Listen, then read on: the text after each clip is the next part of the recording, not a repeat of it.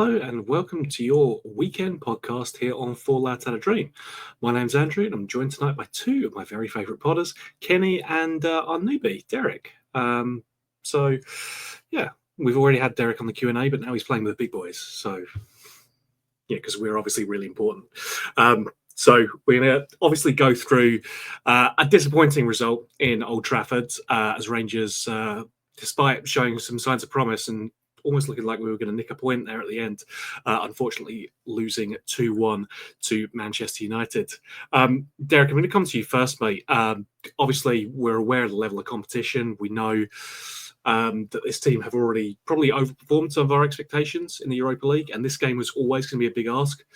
Even before we get into the injury list, the age of the squad at the end of the game there shows how depleted we were. But your initial thoughts on the game, mate? It's a tough one to take, but at the end, I think the performance, merited a bit of praise. Yeah, mate, to be fair, I think we had some moments where we took control of the game. Say opening 15 minutes, to be fair, it was pretty much us front-footing them to an extent. They then found their way into the game and we had to turn that tide a wee bit. But injuries then at half-time obviously affect, and we see us having to shuffle the pack a wee bit with McCausland and Rice coming on. To be fair though, that's the one massive positive I would take for last night is Bailey Rice. That's his I'm here performance now at the road. So personally I'm hoping we can see him maybe get 10 to 15 games between now and the end of the season and really kick on in terms of that first team involvement. But over the course, I would say it was probably a fair result in terms of them winning the game. They probably did have more of the chances. The biggest issue is always with individual errors. If it's not for our goalkeeper having another one of his collection of clangers and Jeffy fall asleep at the back stick, then we maybe came out with something different. And that was probably the hardest part I thought last night is watching Cyril Dessers, because when you think you've just scored an absolute beauty at Old Trafford to get your team a point that could potentially see you top the group, then, well, not top the group, but you know what I mean, being that top 8, then hard one to take that way. Yeah, it's a tough one to take, Kenny. I agree with Derek. I think in the first half we looked more dominant, certainly for that first 15 minutes. Created a couple of good opportunities. I think, unfortunately, just fell to the wrong personnel at the critical moments. We got, a left back who Ali McCoy's criticised for not taking his shot better. Which I got to say, Ali, that feels a little harsh, man. He's a left back, so he's not famed for his striking abilities, but frustrating. I think to go in at 0-0, but probably a fair result. And then in the second half, they get the early goal, and for a moment, I think we really looked shaky there. The fact that the team was resilient enough to kind of weather that storm, go on and get the goal, was really positive. And again, as Derek has said, the introduction of the kids as well shows some promise for the future.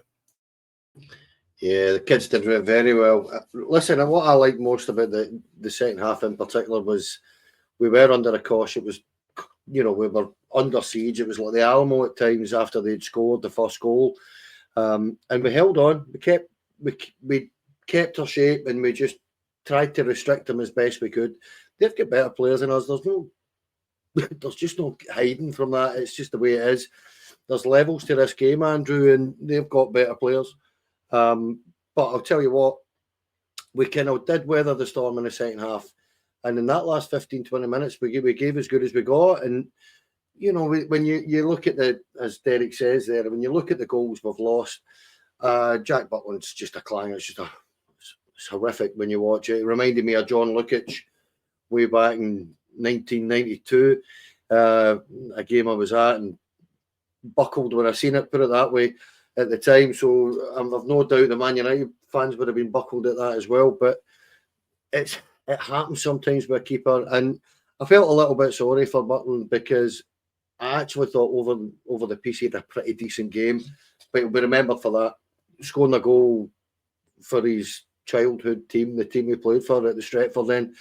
Well, it's a horror for him, and I feel for him. But Yefty's a young kid who, and I don't know if he so much switches off or it's just that naivety of a young boy, that he thinks he can get the cross. But what I would say is about Yefty, I like him as a player, but I don't think he's a natural left back. I think a natural left back. I played left back when I was a kid, mate, and for me, your natural instinct is to defend. It's to look over that shoulder and you just move your body slightly so that you can see what's behind you. And he doesn't do that very often, so that needs taught into him. That needs ingrained into him, But over the piece, mate, I thought the first half we created a few chances and we're a wee bit unlucky not to go ahead, go in perhaps in front.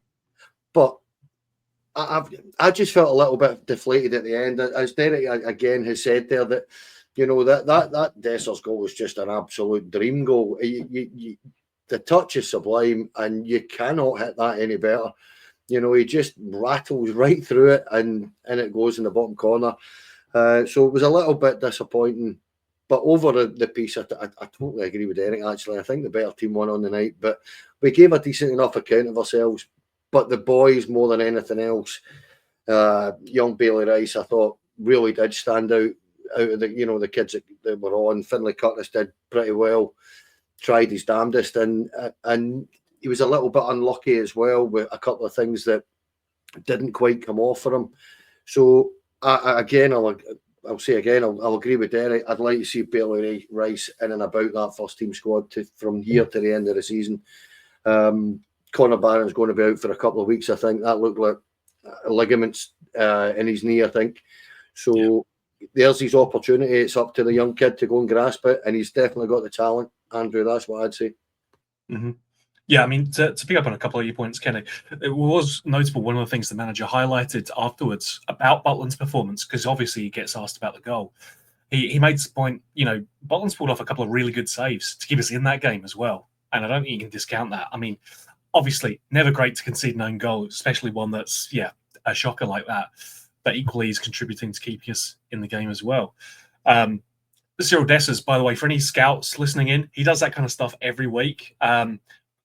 Like a mere 10 million. I think that's a snip for a goal scorer who's already got 19 goals this season. So, he does that kind of stuff all the time. I'd highly recommend you snap him up now while the going's good before, we get another season out of him. He's going to go for 50 million.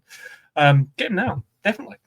And yeah, I mean, it's a great goal, obviously. And yeah, like Derek, I'm going to come back to you because Bailey Rice obviously is the one that folk are talking about, but Finlay Curtis as well, showing some of the skill that he's had in the B team. It's there in flashes. It's early doors. It's two 18-year-olds coming on. We nearly had a 19-year-old whose birthday it was coming on as well. Were it not for Cyril Dessers scoring, just one of his average normal goals that he scores. So it was a young team that we finished with. Bailey Rice in particular, I think I said in another group chat today, he should be one of the two going forward now with Nico Raskin going forward for me, as much as we can play him, because he looks talented and he's already been demonstrating that in the B team well enough. So you would hope we can continue to nurture and grow that. Yeah, to be fair, I think even young Curtis, it's more, for me, it's more where does he find himself coming into the team, because I don't think he looks like a natural wide player. Don't get me wrong, we're fortunate enough in that we don't ask our wingers to be wingers for a start, so that maybe works in his favour. But I think Rice is the one out of the two of them that will definitely get more involvement, and purely because we are limited in our options in terms of central midfield. Even for me, I think Barron has went through that moment now where he's went back to form in terms of his career to date type thing. And I don't think we've really seen much of him of late anyway. His injuries, you guys touched on, is going to keep him out for a wee bit. But I think in terms of, let's be honest, we all know the season is fairly limited in terms of what it will be now. You're hoping to progress in Europe to the last 16, but that'll be a hard ask as well. And for me, I think in the league games that you've got to give the boy an opportunity, and you've got to give him that chance to grow into the team. But I'm saying 10 to 15 games doesn't only need to be starts, but let's get him in the team in a regular occurrence, and let's find them opportunities and pick games for them. Even Curtis as well. That you're not telling me that they can't play against bottom 6 teams, because they can. They're more than good enough to. So let's start using them rather than, well, we like to say that we're looking to give you a chance, and then not give you a chance. Leon King's a prime example of that. I think just now as well, we're all screaming out for a new centre half. We'll just play the one that's there for a start, rather than bring a 22-year-old boy in for Lille, for example. But that's maybe just a wee bit too much common sense at times for Rangers. Eric, it is Rangers. We don't do common sense here. Like, come on now. Let's not be ridiculous. I think that's a fair point. And yeah, I mean, it's where we are in the season, where we sit down the league, and what's left to play for. I think you're right. You've got to be giving some of these kids an opportunity now. You want to try and start off next season on the strongest possible foot. If you've got players who are bedded in and have got more experience, rather than just pitching them in and praying they make a difference, that's got to be, in your stead. And hey, I'm not saying the league's done yet. We can close the gap to 12 points if the game's called off tomorrow, and R1 goes ahead. I know it's a bit, hurricaney up there at the moment, so mind you flying trampolines. We'll look, I think, what this, like the lineup at the end of the game kind of revealed, which is we've got some concerns about Butland. I think that's harsh based on, a big mistake, admittedly, but I think it's fair to say that Butland's not looked massively convincing throughout the season. Ridvan Yilmaz, again, accepting that he's playing out of position, but there are probably some concerns there about his ability. For me, the defence is the big thing. Leon Balogun, who I think arguably is our best centre-back at the club. Maybe John Suits up there as well. He can't play 2 games in a row. We've spoken about getting an additional centre-half, and Derek obviously alluded to the fact that, Leon King's not really getting an opportunity. I don't know, Kenny, if that's just down to the manager's own preferences or just not fancying him. Is it a case that we need to get another centre-half in? Or is this, simply going to be a case of we make do with what we've got, because the budget does not really seem to be there for Phil Coman. No, I don't think it is, obviously, but it's a difficult one because I do understand what Derek's saying, and we've got a full-back sitting there, a centre half sitting there that can sit and play the game. He's been at Rangers since he was very young, and he knows the club.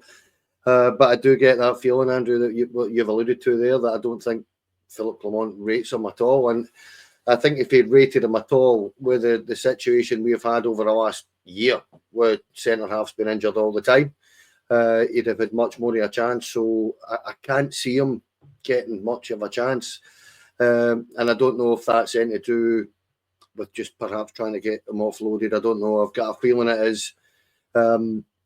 Do we need another centre-half? I think we do. I think when you look at Suter, his entire career had injury issues. Balogun is 36. He's been an injury-prone player for a number of years. He was injury-prone at Brighton, and that's why they got shot of him. So, he's a fine defender, and I just feel at this minute in time, Nsiala's come in, he's taking his chance. We've got this new lad coming in for Lille, as Derek had said as well. But I just think they're short of quality in there more than anything else. And with the injuries that we continually get in that area, and it's not been addressed properly. We've obviously got Ben Davies out on loan. He wasn't the answer. So we don't seem capable. If you look at our record of signing forward or attack-minded players, we don't really have an issue with signing them. It's getting them with blend a lot of the time that's our issue. But we do have an issue with signing defensive players. We just don't seem to be very good at it at the minute, and that's got to be addressed. Whether we need a centre half is, to be fair, this is why we're talking about it. It's a debate, isn't it? Derek's already said that he would like to see Leon King get his chance. I'm just not sure that he's got that quality that Clement is looking for. I think he deserves his chance, though. I think he's been there and thereabouts for long enough that, you know, we've got injuries there. We've got a centre half, got to play him and let's see how he does. You know, a lot of folk remember, and we all do, we remember that period in the Champions League when he was tossed in, and he clearly wasn't ready for that kind of level. But none of those players were. So, you know, what chance have you got as a young 17-year-old boy at that time? You know, when the team is visibly chucking it at Ibrox in that second half at Liverpool. He's against Liverpool. He's just getting thrown to the wolves to a certain degree. So I personally would probably like to see us try and bring one in. And as you say, Andrew, the money situation is such that for that reason, I tend to agree with Derek. I'd much rather see Leon King get his chance. But I've got a funny feeling we might try and go for one. I mean, when Clement's talked about the transfer business, it has seemed to be like a fairly strict line of like one in, one out. You know, any players going out is going to need to be replaced. I'm not sure what budget there is for new signings, because I think you can ask any Rangers fan, there are too many players who are in this squad who are picking up a wage and not contributing enough.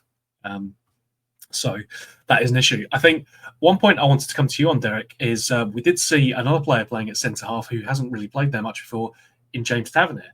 And I think he looked fairly decent there. I mean, given the situation with our defensive injuries, we don't exactly have any spare right-backs that we can free up so that Tav could go in there. But is that potentially an answer? Is that, you know, a solution you could look at longer term? To be fair, I think he's only done it a few times, but in the 3 or 4 occasions that we've seen Tav settle in as a centre half for us in games, and it is normally that one of your short centre half option, so you move him inside. When he has done it, he's done it. He's always been reasonably good at it. Last night I thought he was excellent. It's not often you see him marshalling the back four, and when he went inside, he very much did. You obviously have that moment where people are going, has that just happened? Where Tav's telling his right back that he needs to make him inside a wee bit and help him a wee bit at times, because if it's Tav that's out there's no chance he's getting that support as a centre half. But I was very, very happy with Tav's performance last night, to be fair. Personally, I think our captain's come in for a ridiculous amount of undue criticism, based on the fact that, let's be honest, there's just supporters out there who don't like the guy, and will always blame Tav because Tav's the easy option. But no, personally, I thought he played really well last night. He gets an assist, goes into centre half and still sets up a goal for centre half. So, it's Tav doing Tav things, isn't it? It's been a long time since I've heard those words. No, I mean, you're all right. Again, I don't think it's an option for the short term, just given that we have no other right backs at the moment. Ridvan Yilmaz, you know, kind of accepted, who we know can play there, but one game aside, hasn't really impressed there. So, yeah, maybe one to think about for the future. But, I mean, we've talked about it, Kenny, but injuries just in general, still a concern. I mean, I know it was a situation that Phil Clement came into. Gio struggled with it as well, so did Michael Beale. We know that at the end of this season, our medical team are, in general, I think there's going to be a fair refurb of that. We know Doc Waller's leaving. I understand other personnel within that medical department are leaving as well. So it's an opportunity to refresh it. And fingers crossed, I mean, they get rid of whatever voodoo curse is over us at the moment, because it just seems to look at players the wrong way and then knees implode. So hopefully we can get something done about that. You'd think so, wouldn't you? Look, I just love it when managers come in and they turn around and say the players aren't fit and we're going to sort out these injuries. And it happens every time we get a new manager. That team's not fit enough, and you know, I'm going to sort out these injuries that we keep getting. I've noticed all this, and it just it's a Rangers curse. We've discussed this for years, Andrew. It's just a curse, and again, something that none of us have mentioned here is a prime example of, you know, what you were saying about not being able to shift Tav inside is Dujon Sterling, who just can't do any more than 5 or 6 games, and then he's out for a period. And it's guys like this that, with all respect to them, that this at our football club needs addressed, doesn't it? We have to get guys that can go and play 30, 40, 45, 50 games a season and have a squad full of guys like that. And we've got a squad full of guys that, in truth, there's no many can do that in our squad, and it's the robustness is just not there. So what I'd like to see, Andrew, you know, in terms of where we're at as a football club with injuries is, you know, Patrick Stewart's alluded to it as well, where they're going to do a complete review of the football department. And I've seen I think we've all seen the video that was doing the rounds of Fraser Thornton talking about it and saying, you know, it's not just this year, it's not, you know, last year. This is a decade-long issue now that it needs addressed, and they're going to have a proper review about everything in the football department, and it's long needed, because we know ourselves the signing policy hasn't been right over the last few years. The injuries have been a shambles. You know, everything about us is just not quite right. So the injuries are, as I say, I'm a guy for the 70s, where we didn't get many in the 70s, mate, but from the 80s onwards, honestly, most of my life, this is what happens with Rangers. We just get lots and lots of injuries. So if we can address that, I'd be a happy man. But I'll not be holding my breath, because I do believe it is a little bit of a curse. I mean, Kenny, back in your day, there were players playing with broken legs. You just rub a bit of, you know, sand. That's true, mate. Oh, it's fine. So I think the football's moved on slightly since then. Maybe not that much in Scotland, but still a bit. But yeah, I mean, what all that put together, Derek, I mean, we know where we are with this squad. I mean, there's still things floating around in terms of transfers out. Rabbi Matondo's deal out has stalled, apparently, due to some personal terms, which is great, because obviously we'd love to have him around because he contributes so much.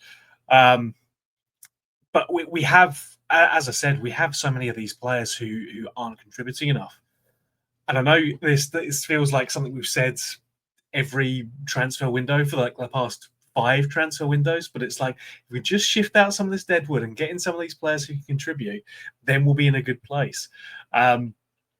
Nonetheless, if we can get some of this deadwood out, you know, potentially we're in a position where we can start competing. Having some of these young boys coming through and contributing and looking like they can, you know, forge a career at Rangers is positive, because whatever we do to players in the medical where they come in and then develop exploding knee syndrome, hopefully doesn't happen. They're already in the building, so they should be immune to it, right?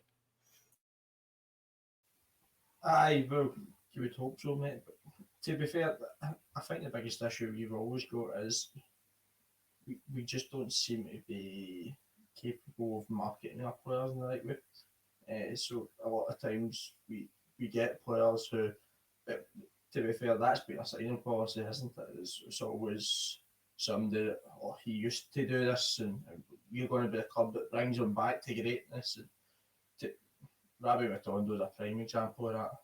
Rabbi Matondo, at the end of the day, went to Schalke for a whole load of money when he was 17 years old, purely because he could run quite fast, and he's never had any footballing ability. Schalke found that out within 6 months.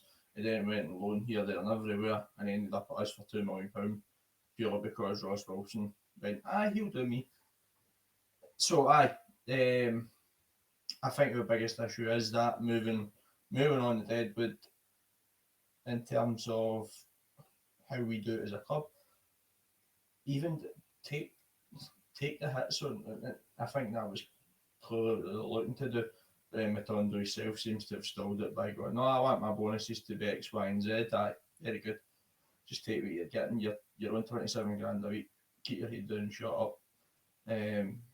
But aye, if we could incentivise clubs to take some of these players on loan, and just, if we do it on normal way, if they play, we'll pay their wage. Simple. let's look to get them in a window for 6 months so we can get rid of them in the summer, rather than just having them sit here. Because I would say that's the one good thing that seems to have come about the manager in the last couple of weeks, purely because he's been challenged on it of late, is that the Deadwood is being sat on the bench now, and the young boys are getting the opportunity in front of them. So let's hope that continues, because there's got to come a point as well for some of these guys in terms of their personal pride as football players, where they go, hold on a minute, am I going to sit and watch a young 18-year-old play in front of me every week? You would like to hope that they've got that bit of personal pride to go, hold on, it's time to go elsewhere. But we'll see. I doubt it. That's it, though, isn't it? That is exactly it in a nutshell. It is about personal, professional pride for some of these guys. And, you know, you do look at some of them and think, for goodness sake, you know, the manager's now telling you that there's an 18-year-old boy going to be in front of you. So, you know, do they want to just sit there and pick up their wages, or do they want to go and play football? So we'll see. Yeah, I mean, it's going to be interesting. January window, notoriously difficult anyway, but fingers crossed we can move some players along. I think, again, we've said this a number of times, but this summer window is going to be a very important one for us, because you're going to want to see a bit of movement. But that's for the future. We'll discuss it then. In the meantime, our next big game. I was more confident about the Man U game than I am about this game. Away to Dundee United. So second versus third in the league. There's a 10-point gap, but again, we're no strangers to them. We know roughly what we're going to be getting out of them.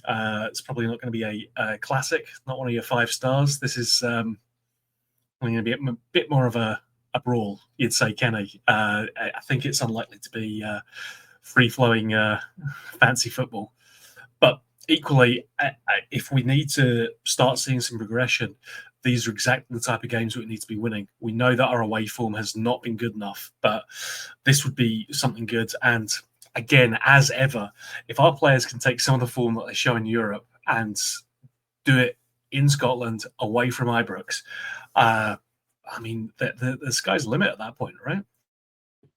Well, I'm hoping that with the likes of Diamandi and Danilo and Hadji all, you know, not playing at the, you know, last night, that they're a bit fresher and they can make a proper impact tomorrow, because we all respect Diamandi and Hadji. I think that's actually been part of the problem, isn't it, away from home, that they're not making the impact that you need them to have. They're not alone, by the way. I'm not sitting blaming them. But at the same time, they are those guys that can make the difference, and they haven't really done that this season. Our away record in the league is just horrendous. It is. It's just horrific. So it needs addressed, Andrew. And, you know what? With all respect to previous Rangers teams, this is kind of the time when we tend to start playing well again, isn't it? At this point in the season, when there's no pressure on, because we're miles behind and the pressure isn't there the way it was 4, 5, 6, 7 weeks ago, where we were dropping points left, right, and centre. So, you know, for me, it's one of those games. You always get a hard game up there, Andrew, unless you go and you get a couple of really early goals and you just dominate the game. You'll have a tough test up there, because they're not a bad side. They're not a great side at all. We should be beating them, with all respect to them, but they're not a bad side, Andrew. And if you give them a sniff of getting a result, they will fight tooth and nail for it. They always do. And they don't like us. Everybody knows that. They don't like us up there. So it is going to be a tough game for the players. But I'm hoping, as I say, that Danilo comes in. I'd like to see him play with Danilo and Egerman, get back to playing with the two up top, the two strikers, and you know, try it away from home. He's not done it much away from home. I don't feel, with all respect to the boy Bayrami, I thought he was a bit of a passenger last night. It's just, I don't know if it's just his demeanour and the way that he moves about the pitch that you just feel sometimes he looks a bit lazy. It's hard to judge sometimes, because at other times he makes a cracking impact, but lately he's not been great. So I would be putting Danilo in there for him. Bring Hadji back, as I say, for Yilmaz. But Diamandi will come in, I would imagine, for Bailey Rice. For Conor Barron originally, but I think he'll start over Bailey Rice, I've got to say. But I'd like to see Bailey Rice get as many opportunities as he can, but I'm not sure going up there in an away game is where I'd particularly want to do it. I'd be wanting to get him in front of Ibrox. We are going to dominate the ball in particular and let him express himself a bit more other than up there. But it's going to be a hard game, Andrew, and we need to come back with the 3 points. It's that simple. We need to just start getting on a run and building, because we're going to end up, realistically, we've got the Scottish Cup to play for, and that's it. So you need to maintain form and make sure you're ready for tougher games later on in that competition. So it's up to Philip Clement to keep them motivated, which is it's not going to be as easy as people think. Derek, you're involved in football, you know what I mean. It's sometimes when you're miles away, you're switched off as a player, and Clement can't let our players do that. So get up there, get the 3 points, and get down the road, Andrew. That's what I'd be saying. Travelling safely as well, because it's gonna be a bit entertaining, I'm sure, to do that. Derek, I mean, as Kenny said, it's probably not going to be an easy one for you. I mean, there's probably one or two natural players who are able to come back in now that we don't have the European squad restrictions. But are there any kind of key positions you'd like to see with different personnel in there, or how do you see the team lining up basically against Dundee United, or rather, how would you like to see the team lining up against them? That's always a $1 million question, isn't it? How would you prefer to see the team? To be fair, I actually think this is the type of game where, personnel-wise, we're going to be limited in terms of the wide options. So could we maybe see a wee shape change in there and go with a diamond in the middle of the pitch and just try something different? Play the two up top and let them be two up top, rather than that's the bit for me that I don't like just now when Danilo and Hamza play together. Is Danilo's got to be that 10, sometimes cheats it and goes and does a second striker, but he doesn't really fully commit to the two up top. So could we try and just go with two if Danilo's fit? I'm not sure what the situation is with his. I think it was just a wee thing, so hopefully. Do you know, Derek, I totally forgot he was injured. I'd actually forgot that. You're probably right. But even at that, if he's no fit, go with Dessers or do something different. Even bring Lovelace in out of nowhere and just give him the opportunity as well. I think that the joys is obviously we're quite limited in terms of away performances this season. One of them was at Dundee United earlier in the season, and even then we were kind of matched up well. Goodwin changed. I think they changed for a back three that day and went to a back four and locked onto us more and kind of worked us out that way. And you actually seen more teams do that after it as well, because they realised, well, if that's how they're going to play, let's just go man for man across the pitch. And so could we try something that's just a wee bit different, a variation from what we're doing, but at the same time use it to our advantage if we're going to be limited in options, and let's use what we've got and try and do that strange thing of picking a system that fits the players rather than play it to fit the system, or playing guys here, there and everywhere just because we need to play that 4-2-3-1. But it's crazy outside the box thinking, Derek. It'll never work on. It'll never catch on. It's crazy. Folks, it's been a pleasure talking to you, Derek, especially for you coming on for the first time for the flagship, I guess is what we call it. I don't know. It feels a bit pretentious, but that's what Stevie calls it anyway. But it's been a pleasure talking to you, mate, and Kenny, to you as well, always. For the folks out there listening, watching, however you're checking this out, we thank you for continuing to support the pod. Really appreciate it. Your support is why we keep doing this thing, so thank you very much for that. Our sponsors as well, we thank them because they're the reason we can afford, all this nice shiny kit that we've got here. This 10 quid light that Stevie bought me. It's all really good. So we thank our sponsors for contributing to that. Steve's got all the rest of the money pocketed away anyway, so he's good. I want to thank my two lovely guests as well. Kenny, thank you so much for coming on, as always. No, thanks for having me on, Andrew. Enjoyed that. And cheers, Derek. Nice one, mate. Enjoyed that. Thank you, sir. And Derek, again, thank you very much, mate, for coming on with us. Nah, it's been a pleasure, guys. Really enjoyed it. Cheers, man. So yes, thank you everyone for watching. We always, we always thank you for that because you are the reason we do it. Wouldn't do it without you. Well, we might, but it'd be weird. So thank you very much. And until we talk to you again, bye for now.